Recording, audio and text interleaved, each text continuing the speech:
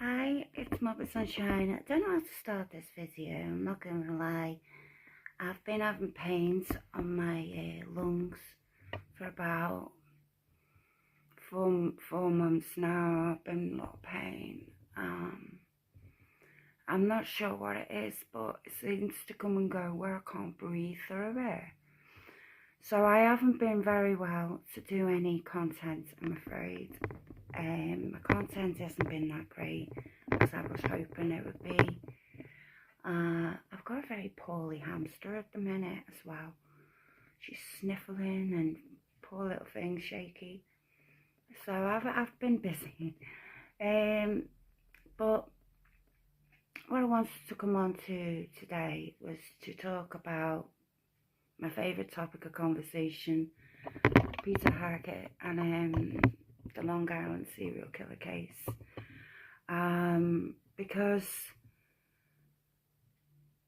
something isn't adding up, and I want to point out the areas now what I feel don't add up to me. How did he know Shannon Gilbert's phone was off? Why is it that, hang on, I found my hamster, I'm not gonna grab her. Baby. And she's beautiful. Come here. Gone. Right, that's it. You are not getting any banana. Anyway.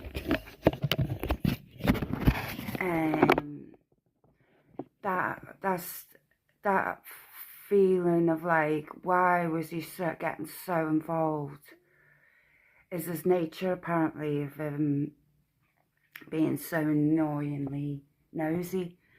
But it don't add up because there's areas of this conversation like I was looking at the areas I was looking at the marshland where Shannon was, you know, on Google Satellite, and how on earth didn't he notice that she was there?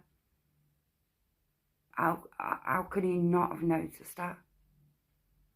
You know, how come also a pocketbook was elsewhere? You know, it wasn't where it was meant to be. It was all over. Everything was all over the place.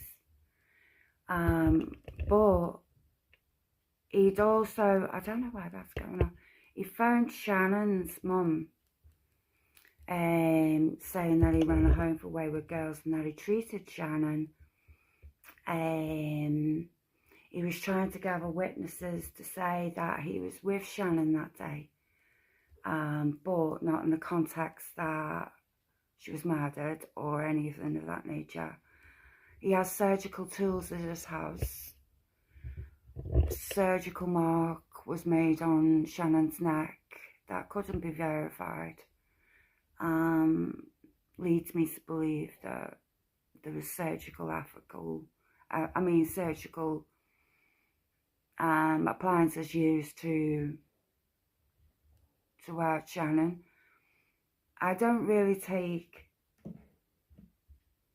what people say on their statements. It feels like they're covering for his arse.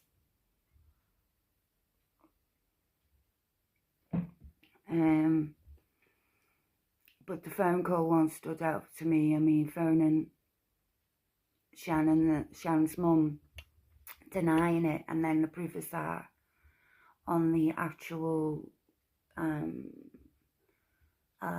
the AT bill. So there's that. There's also like him lying about he lost his leg in the Vietnam War. He got stuck in the marshes and someone had to get him, you know, just stuff not adding up, you know. There's plenty more as well, obviously, but I'm not gonna remember them all off the top of my head. So I thought we'll go into Reddit and have a look. My iCloud for the telephone records and Hackett studied telephone records. Inconsistency. First time I saw the telephone bill was at after suit served. The inconsistency, the first time I searched the telephone records within the last two or 3 weeks, never before. But to Kolkner's book, the contradiction, Hackett and wife indicate that they'd searched telephone records indicated that Mary Gilbert on video on the August 2011, Hackett did not call Shannon.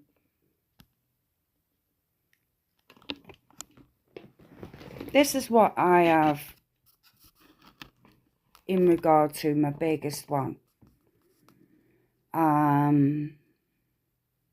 Hindsight's always better looking back, isn't it? Hackett did not call Shannon. Issue: Hackett professed his intense interest in finding Shannon. Which interest began, he said, when Diaz and Pack visited Diaz's Shannon's boyfriend, sounds like boyfriend, and Michael Pack was the man who delivered her to her fate that day. Okay. Visited Shannon on the 3rd of May 2010. Hackett's behaviour confirmed his intense interest. What others knew about Shannon's disappearance. Example: his frantic calling of Diaz, Jersey City Police Department, and I think Enfield Police Department, note making while interviewing Brewer, Diaz and Pack with such an interest, and even when claims that 2 times he asked Mary Gilbert to turn on Shannon's telephone. Yet Hackett never called Shannon Gilbert. His telephone records confirmed this, and he repeatedly confirmed this himself under oath. He can only explain his stunning neglect by claiming that it wasn't my job to do that, and I don't know why he didn't call.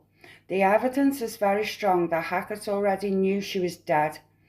I mean, the way he terms it in the this is why the deposition is very important to follow, because it's how his terminology gives them away straight away. It's not some one thing, you've got to really pay attention to it. Hackett's own attorney, Hackett's own attorney confirmed this. Answer: because I never called Shannon Gilbert. Question: why not? Mr. O'Rourke: objection, why not? So he blew up.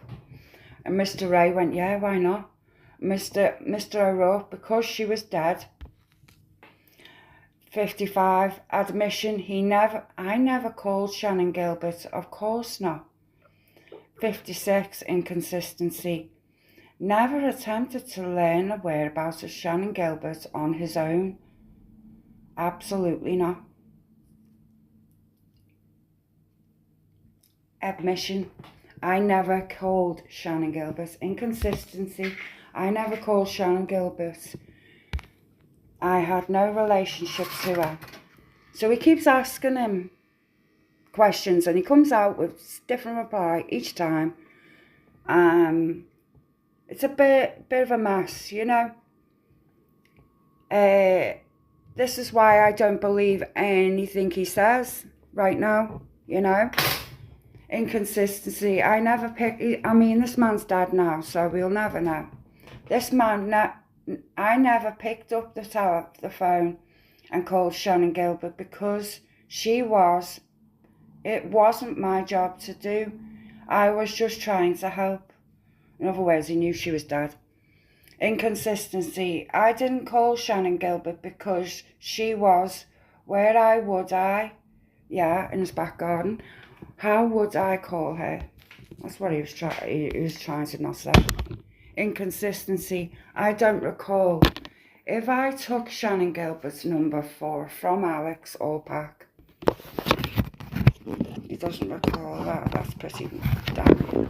Inconsistency: previous to knowing she was dead, there was no reason for me to call.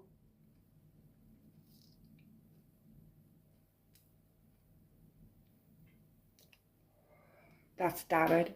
That's David. I haven't read this far into the deposition yet, but I'm waiting to. Inconsistency again on transcript 456. I didn't call her when Alex Diaz and Pac were there because one of the main things the guys were upset about was that Shannon's phone was turned off, according to them. I wasn't going to question them and say, well, let's check her phone number. For all I knew, they may have. I had no reason to call her.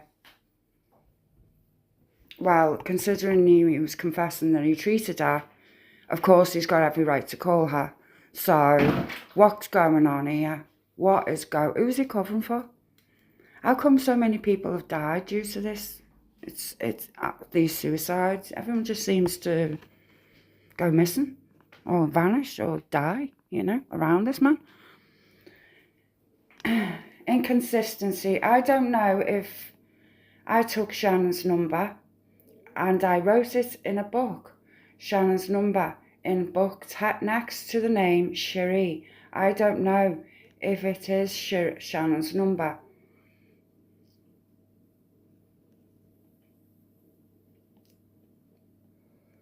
When I'd met from Tom Kelly 1 or 2 days after Pac and Diaz meeting, my whole mission at this point was to be helpful to this family finding their daughter. I didn't call Shannon when it was my mission to find her because if indeed I said it was my mission, it was not my mission, not my one mission. It was one of many missions.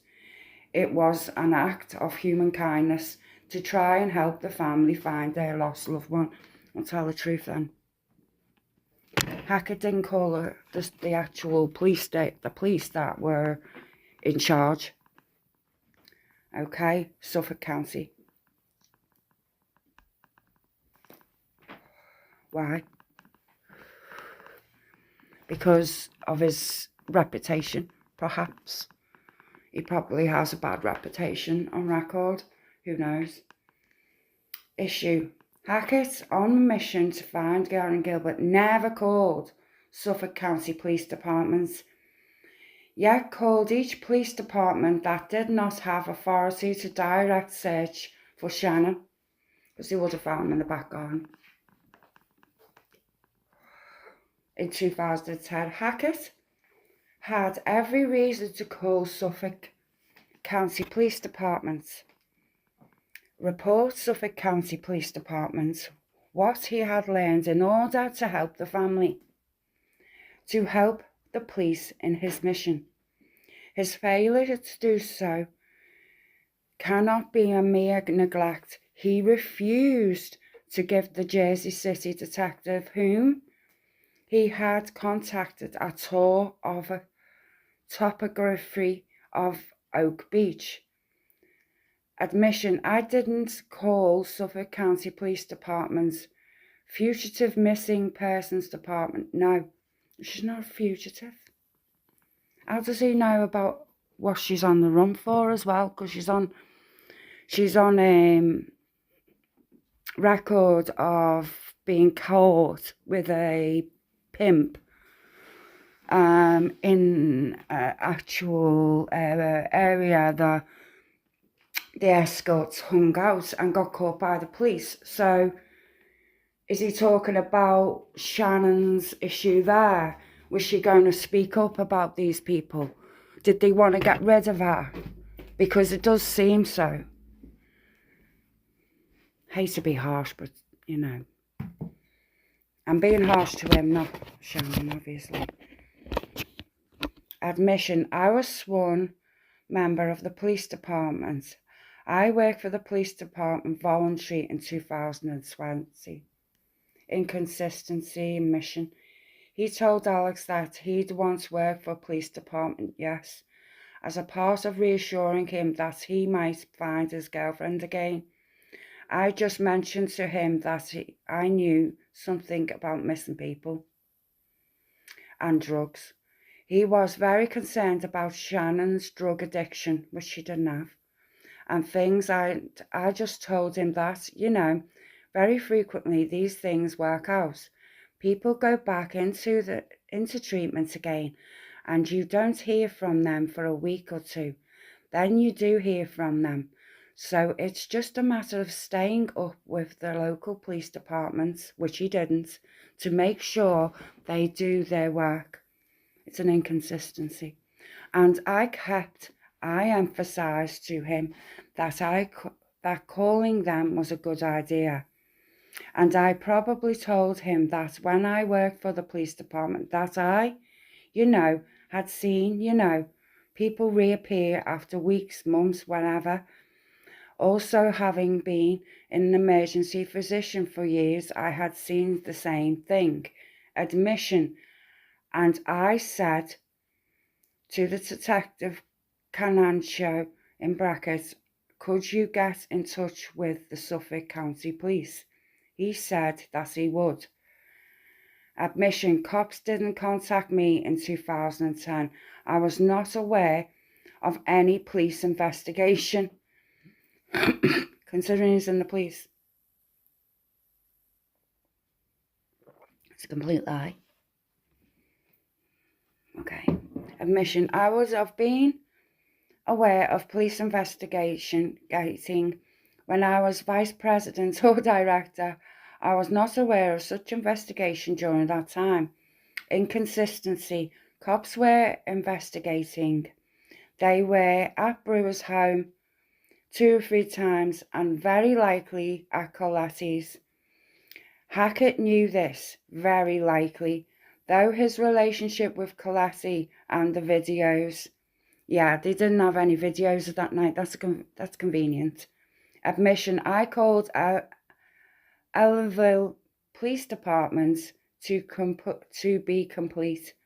Same reason I called Jersey City Department. Note, Hackett didn't call Suffolk County Police Department, who was his district. Hackett calls to Mary Gilbert. Inconsistency, Alex called me, asked me to call Mary Gilbert. Admission, actually I called Alex, I don't remember why. Inconsistency, Alex said Mary Gilbert controlled turning the telephone. Contradiction, Hackett's notebook says Sherry did, and that Hackett called Sherry to turn on the telephone for Shannon. Inconsistency, Hackett didn't call Alex Diaz back.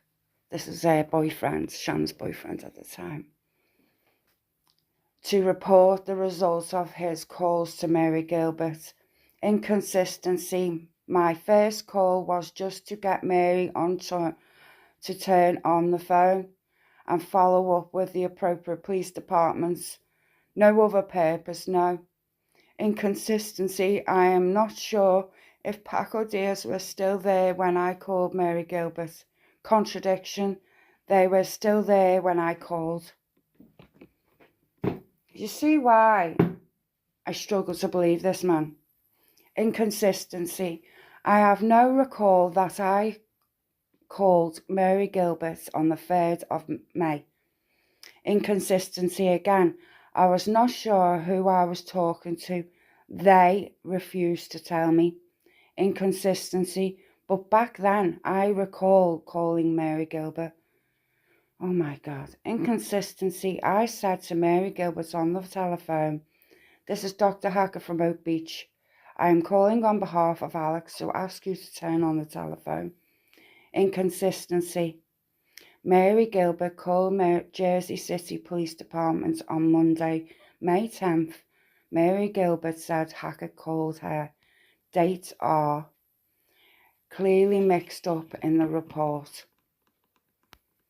Why were they mixed up? What were they covering?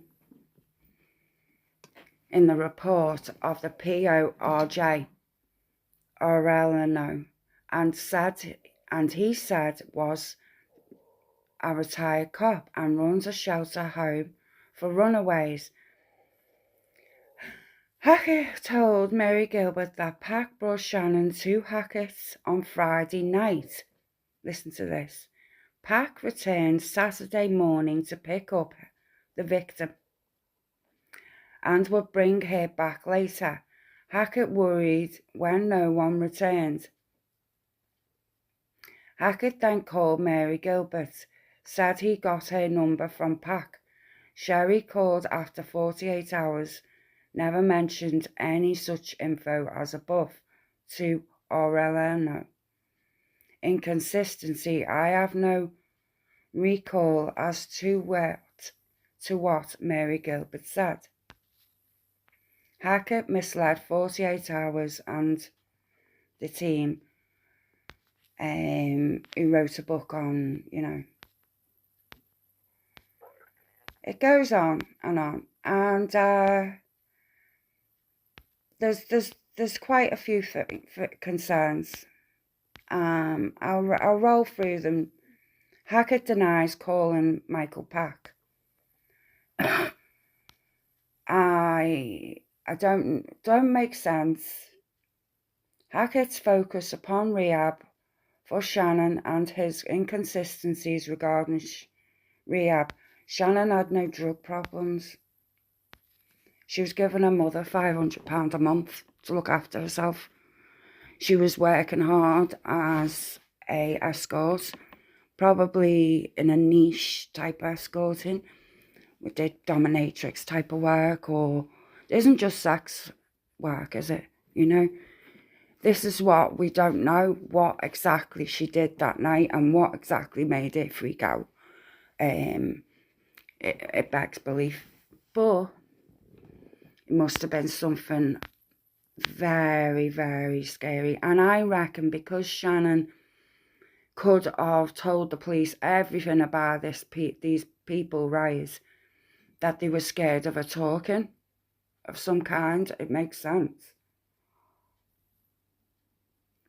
Well, I've got to roll up and go and ask my ex if he can do some washing for me.